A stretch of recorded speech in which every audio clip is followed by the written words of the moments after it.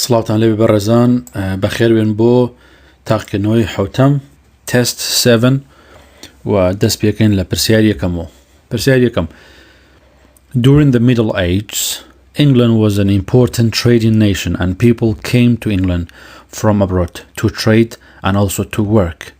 Where did glass manufacture come from?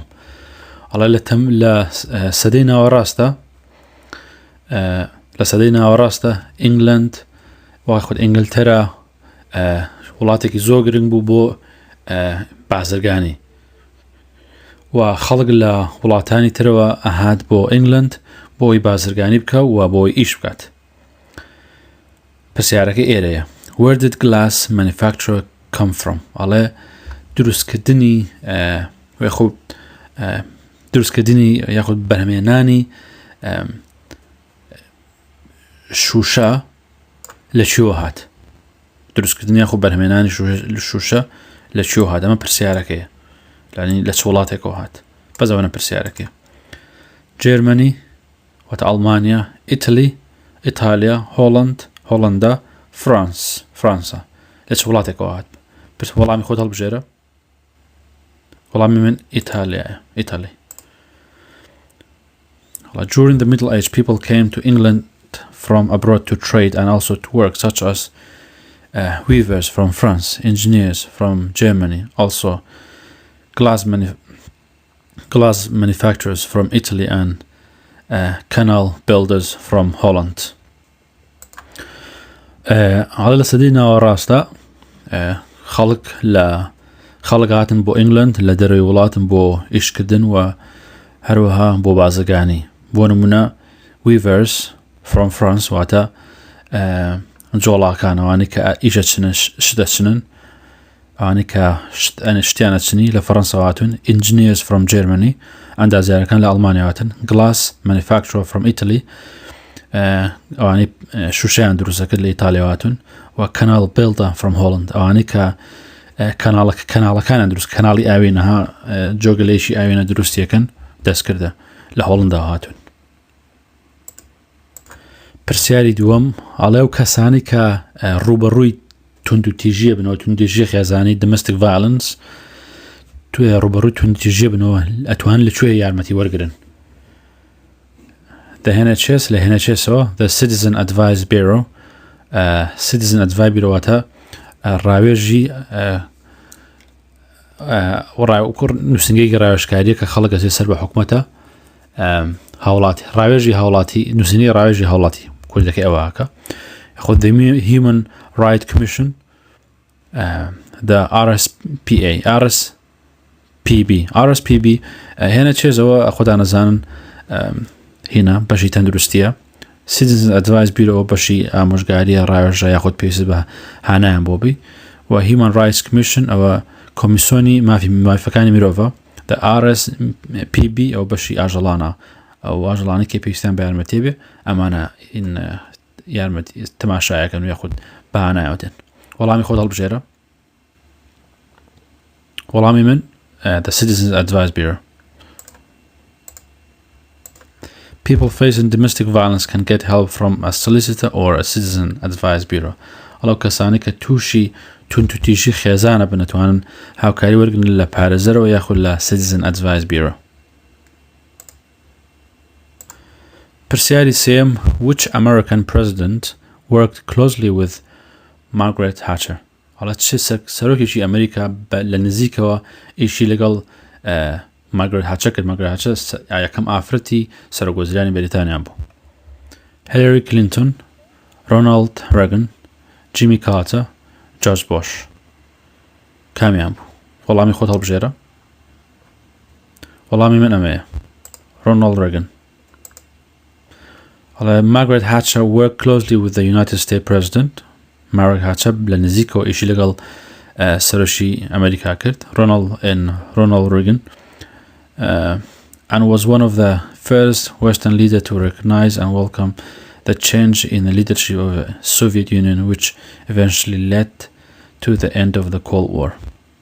و یەکێک بوو لە یەکەم سەرکردەکانی کە سەرکردەکانی ڕۆژئاوایی واتە ئەوروپا کە زۆر بە گەرمی پێشوازی لە گۆڕانکارانەی یاخود گۆڕانکاری سەرۆکایەتی یەکێتی سۆڤێتی کرد کە گۆڕانکاری بوو دوایانە هەر لە جەنگی جیهانی ناوخۆی رووسیا یاخود شەڕی ناوخۆی رووسیا Cold War.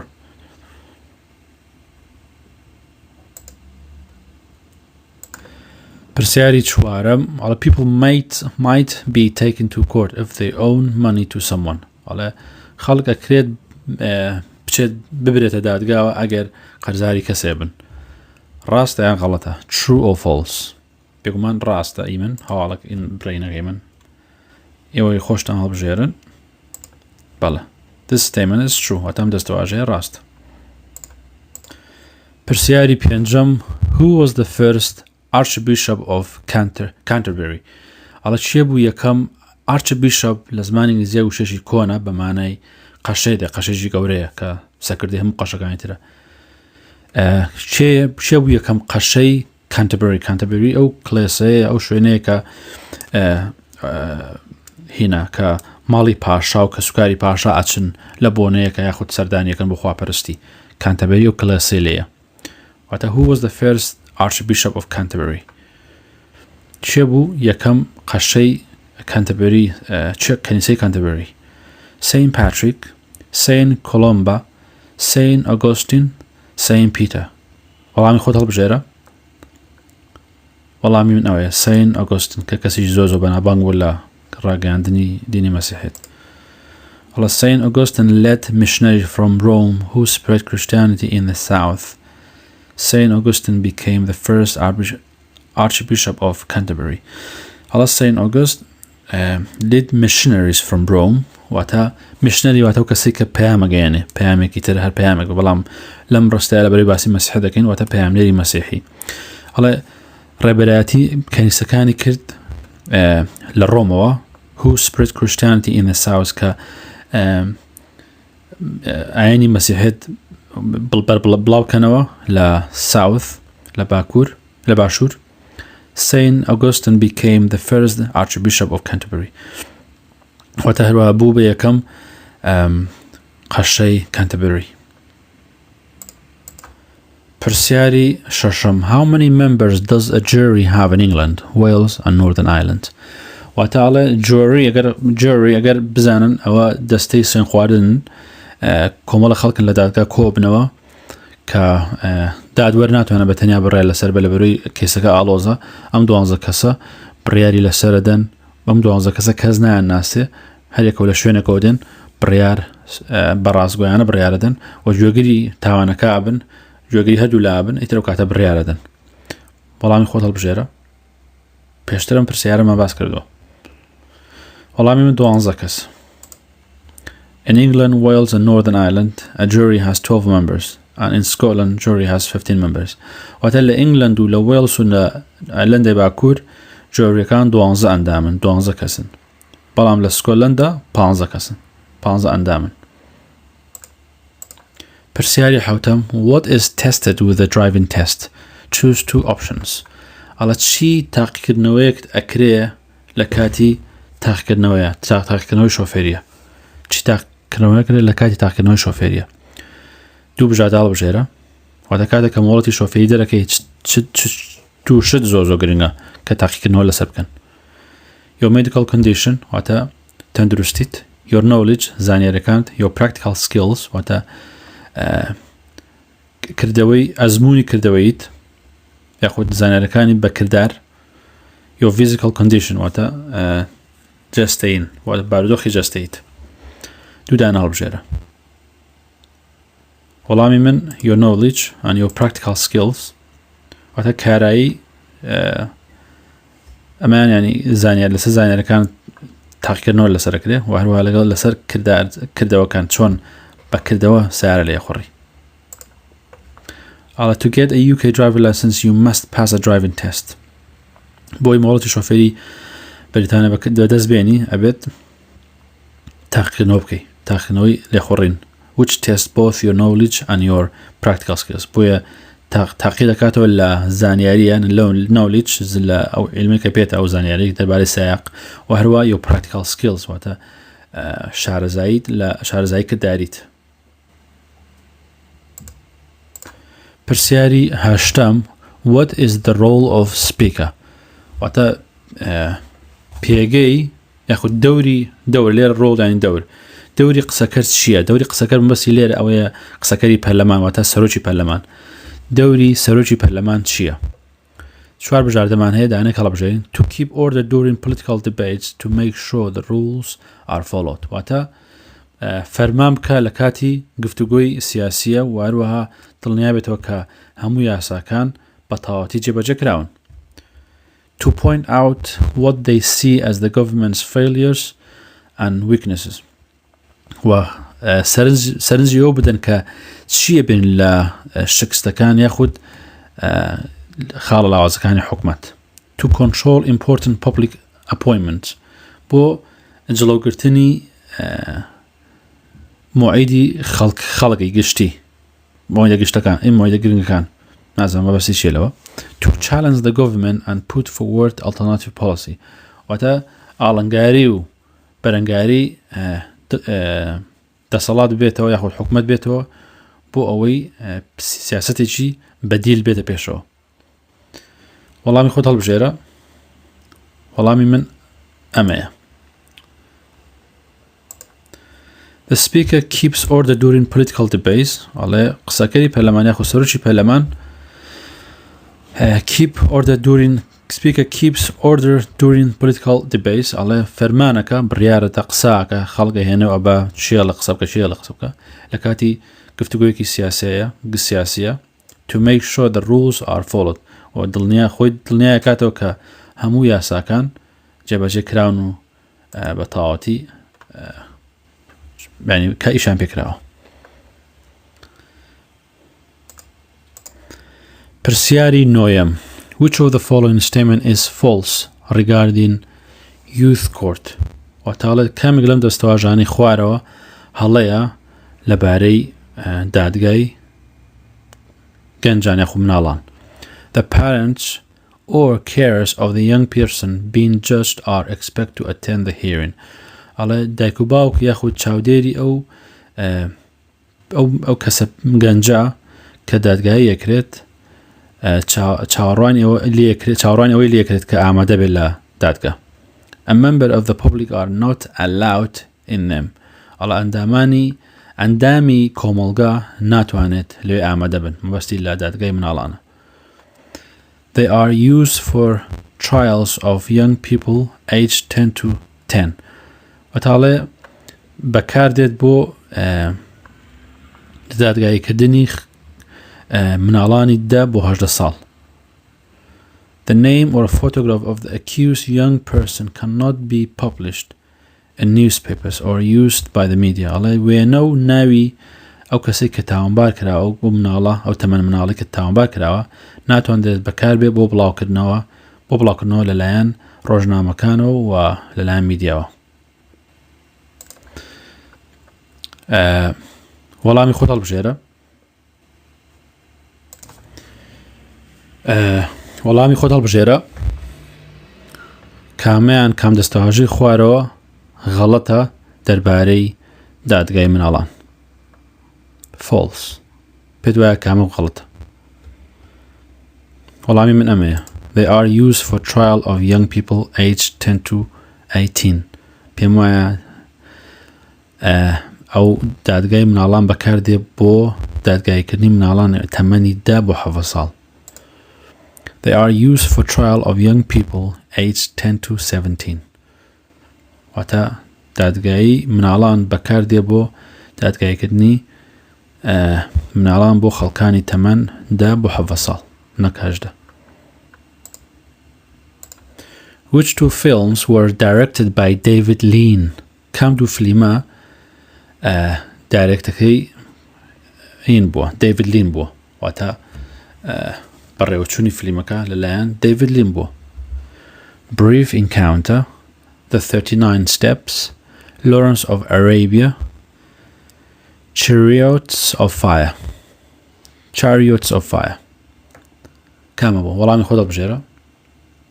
وەڵامی من Brief Encounter, Lawrence of Arabia.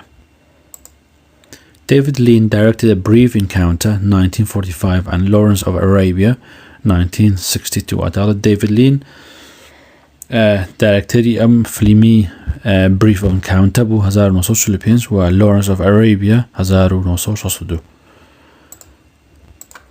پرسیاری 11 Which of the following venues is located in Glasgow? على كامل لا ئەم شوێنانەی خوارەوە venue بەمانای شوێنێکی بۆ نمونە کۆنفرەنسێ شوێنێکی بۆ منە شانۆگەری بێ شوێنێکی کۆبوونەوەی کەسانی سیاسی بێتە شوێنێکی بەناوبانگە کامێک لەم شوێنانی خوارەوە لە گلاسگۆیە The O2 Wembley Stadium وەکو ساحەی یاریگایە The SEC Centre The Buckingham Palace ئەگەر سەیری شتەکانی ترکەی بۆ نمونە ئەگەر ئەوانە بزانی Wembley Stadium ئەوە خۆتانەزان لە لەندەنە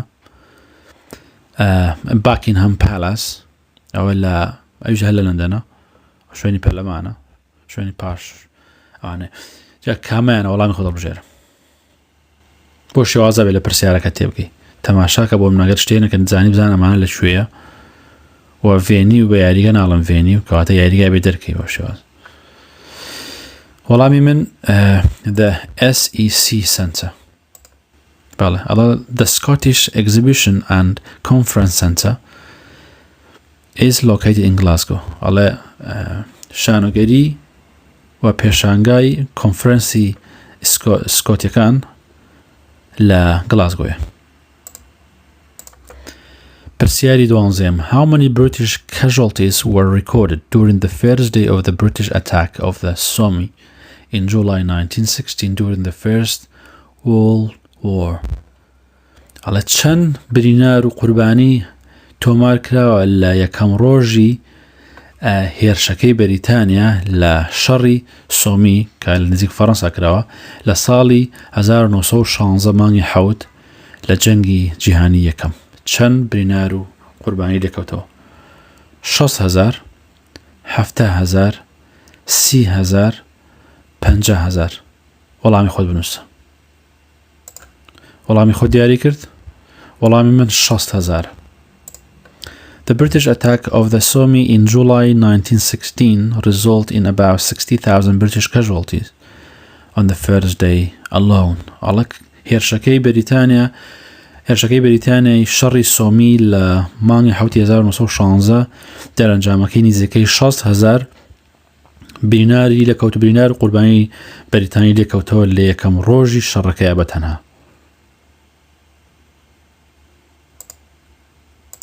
پرسیاری 13 The Welsh Dragon پێشتر باسی هەممان کردووە The Welsh Dragon on the Welsh flag does not appear on the Union flag because when the first Union flag was created in 1606 from the flags of the Scotland and England the Principality of Wales was already united with England True or false ئەمە تەنها ڕاست و خەڵەتە ئەڵێ دراگۆنەکەی وێلز ئەگەر ئەو کەسانی لە وێڵ بزین یاخود ئەو کەسانی لە بەریتانیا بژنە بێ ئەمە بزانن ئەڵێ وێلز دراگۆنی لەسرە ئەها دراگۆنە وەک هەژدی هایە وایە ئەڵێ هەژدیاکەی وێلز on the flag does not appear on you ئەڵێ هەژدیاکەی وێلز کە ئاڵای وێلز ئێستا لەسەر ئاڵای یونیۆن فلاگ دەرناکەوە when the first because لەبەر ئەوەی کاتێک کە ئاڵای یونیۆن فلاگ دروست کرا لە ساڵی 1606 لە ئاڵای سکۆتلەندە و لە ئاڵای ئینگلتەرا دروست کرا یونیۆن فلاگ The Principality of Wales was already united with England ئاڵای میرنشینی وێلز پێشتر لەگەڵ ئینگلتەرا یەکگرتوو بوو واتە ئەو کاتێکە واتە وێلز زۆر پێش ئەوەی کەم ئاڵای دروستکە ئاڵای یونیۆن فلاگ لەگەڵ بەریتانیا ڕێکەوتە بوو بۆیە دوای ماوەیەکی زۆر سکۆتلەندا و ئینگلند ڕێکەوتن یەکێتیان ڕاگەیاند ئەو کاتە ئاڵایەک دروست کرا لە ئاڵای سکۆتلەندە و لە ئاڵای ئینگلند ئەگەر ئاڵاکەی بینی بێتتان ئەو ئاڵای بەریتانیا ئەگەر بینی بێتتان ئاڵاکەی بەریتانیا ئەوە ئاڵای لە ئاڵای سکۆتلەندە و لە ئاڵای ئینگلند دروست کراوە بۆیە ئاڵای وێلشی لەسەر نییە لەبەرەوەی ئاڵای وێلش زۆر پێشوەخت بەریتانیا ئینگلند لەگەڵ وێلز ڕێکەوتە بوو ئایا ئەمە ڕاستیان نە وەڵامی خۆ دەڵبژێرە ئەگەر هەر لە گوگل بنووسن یونن فلاگ ئاڵاکەتانە داتی ئاڵی بەریتانیا ئەوڵە نەک ئاڵاکەی کە سپیەکەی خەتینەکەی پیاە خود ئاڵا شینەکەی ئەوە ئاڵای سکۆتلەندا شینەکە ئەمەی سپیەکە کە خەتە سوورەکەی تایە خاچە سوورەکە ئەوەی ئینگلەندە. وەڵامی من ڕاست ئەو شتە ڕاست ئەڵە the statement is true. پرسیاری چواردەیەم which two countries developed the Concorde aircraft ئەڵە کام دوو وڵاتە پەرەیاندا یاخود فڕۆکەی کۆنکۆردیان دروست کرد کام دوو وڵاتە Germany and Italy, USA and Canada, Germany and Switzerland, France and Britain. بڕیاری خۆت وەڵامی خۆت هەڵبژێرە. وەڵامی من France and Britain. Britain and France developed the world's only supersonic commercial airliner, Concorde. ئەڵێ بەریتانیا و فەڕەنسا تاکە فڕۆکەی بازرگانیان دروست کرد کە سوپەرسۆنیک واتە دەنگی لە ئین خێرایەکەی لە دەنگ خێراترە خێرایی ئەو فڕۆکێکە دروستیان کردووە فڕۆکەیەکی بازرگانی بووە کە بە ناوی کۆنکۆردەوە خێرایەکەی لە دەنگ لە خێرایی دەنگ زیاتر بووە کە دروستیان کردووە بە ناوی کۆنکۆردەوە. پرسیاری پانزەیەم What was the population of the UK in 1801؟ ئەڵێ لە ساڵی 1801 دانیشتوانی شانشینی یەکگرتوو چەند بووە؟ 5 ملیۆن 8 ملیۆن 10 ملیۆن 12 ملیۆن. وەڵامی خۆت هەڵبژێرە. وەڵامی من 8 ملیۆن. The population of the UK in 1801 was 8 million people. يعني بەریتانیا لە ساڵی 1801 تەنها 8 ملیۆن بووە هیچی وانە بوو لە ماوەی نزیکەی 200 ساڵە گەشتۆتە 80 ملیۆن. Where is the UK geographically located؟ واتە هەڵکەوتەی جوگرافیای بەریتانیا یاخۆ شانشینی یەکگرتوو لەکوێیە؟ In the north east of Europe لە باکووری ڕۆژهەڵاتی ئەوروپایە. In the south east of Europe لە باشووری ڕۆژهەڵاتی ئەوروپایە. In the north west of Europe لە باکووری ڕۆژئاوای ئەوروپایە. In the south west of Europe لە باشووری ڕۆژئاوای ئەوروپایە. وەڵامی خۆت هەڵبژێرە. وەڵامی من ئەمەیانە In the north west of Europe واتە لە باکووری ڕۆژئاوای ئەوروپای واتە جوگرافیا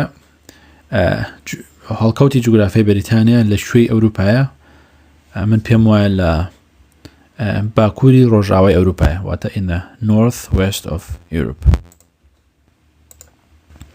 The UK is located in the north west of Europe واتە شانشینی یەکگرتوو جێگیرە لە ڕوانگەی جوگرافیاوە لە باکووری ڕۆژئاوای ئەوروپا. پرسیاری حەڤەیەم What is the main function of the Council of Europe؟ واتە ئەرکی سەرەکی ئەنجومەنایەتی ئەوروپا چییە بەگشتی؟ لەم چوارە دانەچیان هەڵبژێرە To protect and promote human rights بەرگریکردن و بانگەشەکردن بۆ مافەکانی مرۆڤ. To promote international trade relationship واتە بانگەشەکردن بۆ پەیوەندیەکانی بازرگانی نێودەوڵەتی. To maintain international peace واتە پاراستنی ئاشتی نێودەوڵەتی. To recommend action when there are international crises and threats to peace ئەڵێ پێشنیاری کردار بکە لە کاتێکە قەیران و مەترسی نێودەوڵەتی هەبوو لەسەر ئاشتی. وەڵامێک هەڵبژێرە. وەڵامی من ئەمەیە واتە ئەرکی سەرەکی ئەنجومەنی ئەوروپا چییە؟ پێم وایە To protect and promote human rights واتە بەرگریکردن و بانگەشەکردن بۆ مافەکانی مرۆڤ. The Council of Europe is responsible for the protection and promotion of human rights in its member countries. ئەنجومەنی ئەوروپا بەرپرسیارە لە بەرگریکردن و بانگەشەکردن بۆ مافەکانی مرۆڤ بۆ ئەندامەکانی لە وڵاتەکان جیاوازەکان. پرسیاری هەژدەیەم Sir Alfred Hitchcock was an important British film director. ئەڵێ Sir Alfred Hitchcock ببوورن کاتەکەمان تەواو بوو. Sir Alfred Hitchcock was an important British film director. ناوی ئەم کەسە کە Sir Alfred Hitchcock was an important واتە کەسێکی دایرەکتەرێکی زۆر گرنگی بەریتانی بوو، دایرەکتەری فیلم. ئەم دەستەواژە ڕاستە یاخود خەڵەتە، true or false.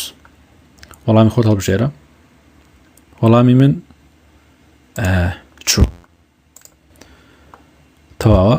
ئەڵێ eminent directors ئەڵێ دەرهێنەر eminent و لەگەڵ سێر ئەلەکساندرا کۆردۆ ئەو ناون لەگەڵ سێر ئالفرێد هیچۆک who later left for Hollywood کە لەم نزیکانی دواییە وازی هێنا و چوو بەرەو هۆلیوود and remain an important film دەرەوە وەک کەسێکی دەرهێنەرێکی زۆر زۆر گەورەی بەریتانی مایەوە هەتاکو ئەو کاتێک کە مرد لە ساڵی 1980. پرسیاری 19م Which Scottish physician and researcher co-discovered the insulin used to treat diabetes? ئەڵێ کام پزیشک و توێژەری سکۆتلەندی بە هاوڕا لەگەڵ چەند کەسێکی تر ئینسولینیان دۆزیەوە، ئینسولین دەرمانی ئینسولینیان دۆزیەوە کە بۆ چارەسەکردنی نەخۆشی شەکرە بەکاردێت. کامێک بوو لەمانە کام پزیشک و یاخود توێژەرە بوو. فرانسیس کریک، سێر ڕۆبرت واتسون وات، جۆن میکلۆد، جۆن لۆجی بێت. ئەگەر تۆزێ شارەزای لە ناوە هەبێت بۆ نمونە ئەزانی ناوەکان بۆ منە کامە فەڕەنسیە، کامە ئینگلیزیە، کامە سکۆتیشە، لەبەرەوەی هەمویان نای خۆیان جیاوازە وەک کوردی چۆن نای خۆمان جیاوازە. وەڵامی خۆت هەڵبژێرە. وەڵامی من ئەمەیە جۆن ماکلود.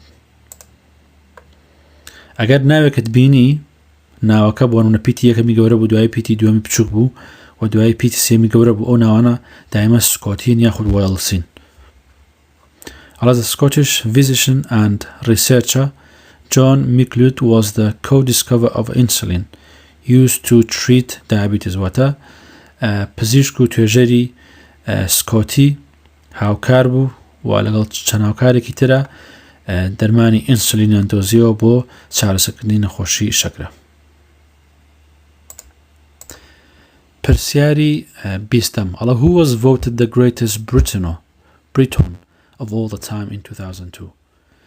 کامێک لەمانەی خوارەوە کە دەنگ دراوە لەسەری کە یەکێکە لە گەورەترین و مەزنترین کەسەکانی مێژووی بەریتانیا ئەو دەنگ دانش کراوە لە 2002. چیە بووە؟ کلێمت ئەتڵ، وینستن چرچل، ئانتۆنی ئێدن، هارۆڵد ویلسون. کامێک بووە؟ وەڵامی خۆت هەڵبژێرە. وەڵامی من وینستن چرچل. Winston Churchill in 2002 was voted the greatest Briton of all the time by the public. لەلایەن خەڵکی گشتی بەریتانیاوە دەنگ درا کە وینستن چرچل لە 2002 دەنگ دانەکرا کە وینستن چرچل یەکێک بووە لە گەورەترین و مەزنترین کەسەکانی بەریتانیا. پرسیاری 21 When is St. George's Day, the patron of England? کێیە ڕۆژی سەین جۆرجس کە پاتۆن بە کوردیەکەی واتە ڕزگاریکەر، پارێزەر، واتە ڕزگاریکەری ئینگلند. کێ ڕۆژی سەین جۆرج کە ڕزگارکەری ئینگلندە؟ 23/4 1/3 7/3 30 نۆڤەمبەر 11. وەڵامی هەڵبژێرە. وەڵامی من 23/4 23rd of April. Correct. St. George's Day, patron of England, is celebrated on the 23rd of April. واتە ڕۆژی St. George ڕزگارکەری ئینگلند یادەکرێتەوە لە 23/4. پرسیاری 22 which two of the following responsibilities will you have as a permanent resident or a citizen of the UK ئەڵێ کامێک لە ئەم دوو بەرپرسیارەتی خوارەوە ئەبێ هەت بێ یاخود لە ئەستۆی تۆیە وەکو کەسێکی هاوڵاتیشی هەمیشەیی یاخود بۆکو هاوڵاتیشی وڵاتە چ شتێک لەم دوانە بێت بێت to respect and obey the law واتە ڕێزگرتن و ملکەجبوونی یاسا to go to church on Sunday بچی بۆ کڵێسە هەموو شەمەیەک یەک شەمەیەک to look after the area in which you live and the environment واتەڵێ ئاگات وە چاودێری ئەو ناوچێ بکە کە لێژی یاخود ئەو سروشتی کە لێژی to do the military services واتە خزمەتی سەربازی بکەیت کام دوو لەمانە وەڵامی هەڵبژێرە دوو وەڵام هەڵبژێرە وەڵامی من to respect and obey the law and to look after the area in which you live and the environment. Respect and obey the law and look after the area in which you live and the environment are the correct answer.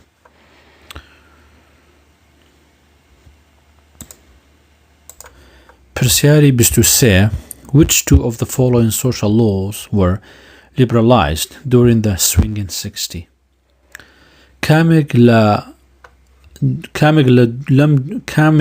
کام دوو لەمانەی خوارەوە یاخود کام دوو لەم یاسای کۆمەڵایەتیانەی خوارەوە